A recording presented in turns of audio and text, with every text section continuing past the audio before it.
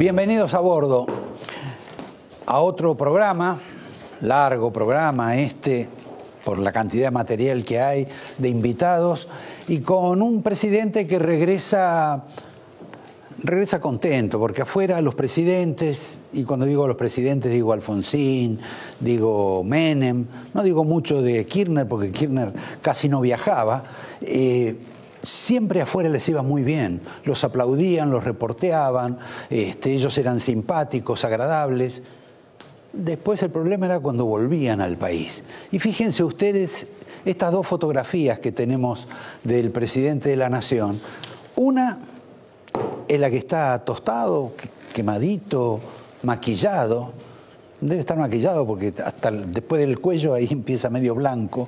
Y la otra, la anterior, que es de Buenos Aires, demacrado, triste, apocado, viejo. La otra parece que hubiera hasta recibido un proceso de rejuvenecimiento. Encima estuvo al lado de Shakira. Pero bueno, volvió Macri y volvió, creo que en avión de línea o alquilado, pero pronto va a tener su avión. Y este es un tema sobre el cual se va a hablar bastante, porque la licitación que se hizo sobre el avión es una licitación para una sola compañía. No hay muchas, pero Boeing siempre gana. Y en este caso también el avión es un avión usado, el que se compra, porque el modelo industrial es bastante más caro. Va a haber discusiones también sobre el precio que se pagó. Para algunos 55 millones de dólares es mucha plata, en comparación con lo que suponen que vale ese tipo de avión en el mercado, insisto, usado. También la forma de cómo se licita. Es el único país del mundo que licita a través de una suerte de organismo que es el OASI, que es de la aviación civil. En otras partes los propios gobiernos compran sus aviones para el presidente. Pero bueno, está ese avión, está el Tango 01, que me parece que lo mandan a un museo, porque lo pusieron en tierra, estuvo mucho tiempo en tierra, tuvo una especie de accidente con la filmación de una película y por lo tanto creo que ya no va a circular más. Y algo parecido, ha perdido mucho valor, es el Tango 04. También porque lo han dejado en tierra mucho tiempo y no tenía mucho sentido, con lo cual ha perdido valor, etc. Pero ese es otro capítulo. Lo cierto es que el presidente va a tener próximamente un avión propio, usado, pero con ese avión se puede ir a cualquier lado. El tema de la semana, los chismes de la semana pasan hoy por, bueno, toda la situación de Julio De Vido, si lo desafueran, si lo desaforan, si le hacen juicio, si lo echan del Congreso de la Nación.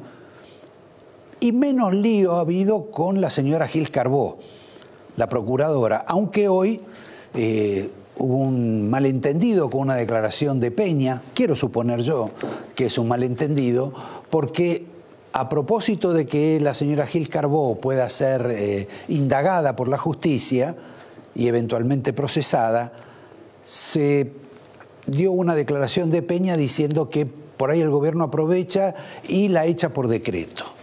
En realidad lo que el gobierno puede hacer es sacar un decreto para modificar la ley, porque si bien la doctora Alejandra Gil Carbó dijo que su situación es constitucional y no puede ser removida, en realidad es una situación legal. Ella tiene una ley de Ministerio Público, ley, no está en la Constitución. Por lo tanto, se puede modificar con otra ley. Y se supone que eso es a lo que debe haber aludido Marcos Peña dentro de sus conocimientos del derecho. Yo les diría que lo de De Vido es casi más complicado, menos complicado para el gobierno que lo de Gil Carbó. Porque para De Vido tiene que haber un pedido de desafuero, tiene que haber un pedido para echarlo del Congreso de la Nación. En cambio, si el juez que tiene la causa por la señora Gil Carbó la convoca a indagatoria, y es bastante probable, automáticamente existe un pedido y habilita el juicio político. Y sospecho que el juicio político es una instancia, si le dan los números al gobierno, que la doctora Gil Carbó no va a querer atravesar. Cambiamos de tema y nos pasamos a... Bueno, ustedes saben que va a haber algunos cambios ministeriales, porque hay gente que se va a las elecciones, y en este caso se produce la curiosidad de que el nuevo ministro de Defensa va a ser un hombre de origen radical, que se llama Oscar Aguad, pero que el radicalismo no lo asume como propio. Curiosamente, tiene tres identidades Aguad. Unos dicen que es de Macri, puro. Otros dicen que es de Clarín, puro, debido a todas las facilidades que le dio al grupo Clarín desde la Secretaría de Comunicaciones, cargo que abandona para ocupar el Ministerio de Defensa. Y otros, los radicales, dicen que no es más de ellos, que en algún momento estuvo que ver con ellos, con el partido en Córdoba, pero que ya no es más de ellos. Lo cierto es que el que iba a ser ministro era Horacio Quiroga, un dirigente de Neuquén conocido como el Pechi, a quien todas las indicaciones aseguran que Mauricio Macri le ofreció el cargo. Pero ocurre que el señor Quiroga cometió un error. Dijo que él quería designar a los 3 secretarios del área de defensa, sus 3 inmediatos seguidores. Desde entonces no lo llamaron más. Y como versión final les digo, Clarín le puede tener simpatía a Aguad, los radicales ya le tienen menos, pero están retrocediendo tanto que algún favor le van a pedir. Pero para el presidente, Aguad es su propia tropa, es de él. Este jueves va a haber en la sesión de la legislatura porteña el tratamiento de un tema que parece menor, pero que tiene su historia y que también complica a la legislatura y al gobierno porteño. Ustedes saben que hay un equipo de fútbol que se llama Atlanta, famoso en Villa Crespo, inclusive porque incorpora lo que se dice en el barrio a mucha gente de la colectividad, que tenía un lote al lado, lote que fue expropiado por la municipalidad, cedido a un grupo empresario que presuntamente iba a construir un estadio, un mini estadio para realizar espectáculos musicales, por ejemplo. Pero resulta que esta empresa no tenía los fondos suficientes para hacer el estadio. Entonces le pidió un préstamo al Banco de la Ciudad. ¿Qué le prestó el Banco de la Ciudad? Le prestó primero una determinada cantidad, creo que fueron 90 millones, después tuvo que subir eso porque no le alcanzaba, seguían sin plata. Estamos hablando toda gente que se ha beneficiado, ha tenido algún tipo de logro empresario gracias a que eran amigos de alguien. Y todo, por supuesto, en beneficio del Club Atlanta, supongo. Pero ocurre que en la elaboración de este proyecto, algo más que un proyecto, se cayó el techo que estaban instalando.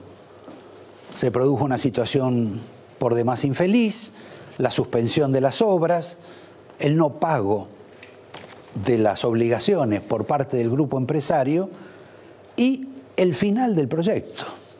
Hasta que este jueves se va a tratar de recuperar el proyecto. También con algún grupo, seguramente con amigos. Nadie sabe si van a tener plata propia para terminar el mini estadio. Nadie sabe si le van a pedir al Banco Ciudad otra vez, al que no le han pagado, si le van a pedir al Banco Provincia, al Banco Nación, a alguien para continuar la obra. Pero lo concreto es que es altamente probable que la fiesta siga y que nos deje un saldo negativo que van a pagar los contribuyentes porteños de unos 15 millones, más o menos. Me detengo en esta cuestión porque también esta semana, el viernes exactamente, empieza la campaña política. Una campaña política que, como ustedes saben, culmina el 22 de octubre. Aunque quizá a mediados de agosto, cuando se realicen las primarias, las PASO, quizá ya haya una definición electoral. Sobre todo en algunos lugares. Por ejemplo, ¿qué pasa si en la provincia de Buenos Aires llegara a vencer Cristina de Kirchner? ¿Ustedes creen que para el 22 de octubre después va a llegar mejor o peor posicionada? Esta es una situación muy complicada, me parece. No lo voy a hablar yo. Pero lo que quería mencionarles es que empieza esto, que va a ser una campaña, que ya es una campaña violenta, y ustedes la van a poder ver próximamente. Una campaña además muy caracterizada por la desbarbarización de la política, donde la gente habla del Metrobús, de la bicisenda, la gente habla de las camaritas, habla de los trenes, de los documentos. Ahora, de la esencia de lo que va a ser un país, no habla nadie, ninguno de los candidatos. No hay ideas, no hay proyectos, y así vamos a llegar seguramente a las elecciones. Esta falta de idea es singular. Tanto se manifiesta que el macrismo, el PRO, la coalición gobernante ha elegido un eslogan que es el mismo que usaba Cristina y que usaba Néstor, que era: apóyennos a nosotros porque no queremos volver a lo de antes, cuando hablaban y se referían seguramente al menemismo. Ahora, Macri y compañía dicen lo mismo: apóyennos a nosotros porque no queremos volver a lo de antes, esto es, al cristinismo. Hay otra característica de esta campaña, que reaparecen hechos, figuras, situaciones, declaraciones en que los protagonistas decían cuestiones totalmente opuestas a las que dicen ahora. Por favor, director, ¿me puede pasar lo que decía Elisa Carrió con relación a Mauricio Macri? Que haya sido derrotado Macri la verdad que era como un parto. Yo no podía creer, no sabía cómo le iba a poder explicar a mis hijos que empresarios ligados al robo del país pudieran ganar. Curioso, ¿no? Ustedes vieron que hoy hay una pelea brutal entre Randazzo y el cristinismo. Fuerte pelea. Se denuncian, se acusan, se dicen de todo. Fíjense, sin embargo, lo que Randazzo pensaba del kirchnerismo y del cristinismo cuando estaba en el gobierno. Por eso creo que nosotros desde el peronismo como columna vertebral de ese gran frente tenemos que ser lo más generoso posible para ser lo más abarcativo posible, porque creo que va a haber un nuevo realineamiento en la Argentina. Entonces digo, el kirchnerismo más que el peronismo, kirchnerismo más que el peronismo. Ahora, si uno es peronista, no puede estar fuera del kirchnerismo, porque este es el gobierno más peronista de los últimos 50 años, pero no tenga ninguna duda, no hay ningún argumento. Qué agradable realmente lo que dicen ellos.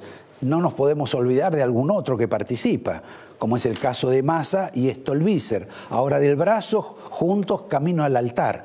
Recuerden, por ejemplo, lo que Stolbizer decía de Massa. ¿Qué es Massa para vos? ¿Qué ves en Massa? ¿Qué es? Yo te lo llevaría a lo futbolístico. Dale. Yo lo definiría como un tribunero a Massa. ¿Sabés qué es lo que yo pienso? Si vos tenés un jugador que jugó 10 años en River, convenció a la hinchada que era de River porque el tipo se mata por su club, y de la noche a la mañana se va a Boca. Ni bien entra, lo primero que hace es decirle a la hinchada que siempre fue de Boca.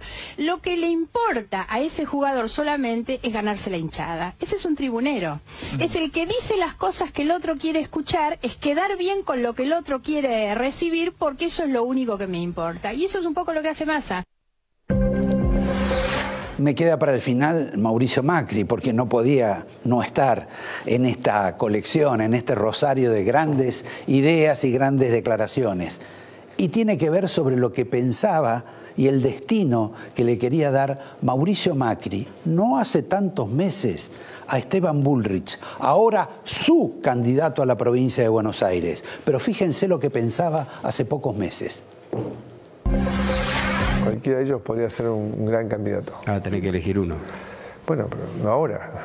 El año que viene, cuando llegue el momento de hacer las listas, elegiremos. Pero te descarto uno de movida. No voy a sacar uno de los mejores ministros de educación de la historia de la Argentina de su cargo cuando sin educación no tenemos futuro. Entonces, yo no puedo por una elección mover a alguien que está haciendo una reforma histórica en términos de futuro para el país. El concepto histórico lo vamos a revisar en otro momento, pero seguramente con los invitados que tenemos esta noche, algunas de estas cuestiones van a aparecer.